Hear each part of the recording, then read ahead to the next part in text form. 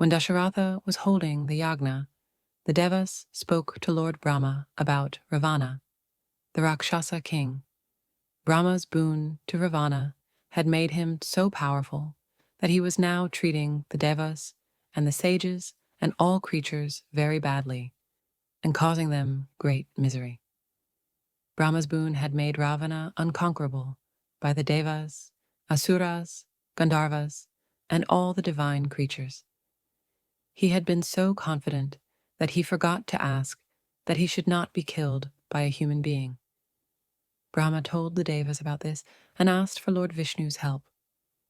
Vishnu agreed to help the Devas and told them the king Dasharatha of Ayodhya was performing a yagna to obtain children. He, Vishnu, would be born as son of Dasaratha, who would destroy Ravana. The Devas were delighted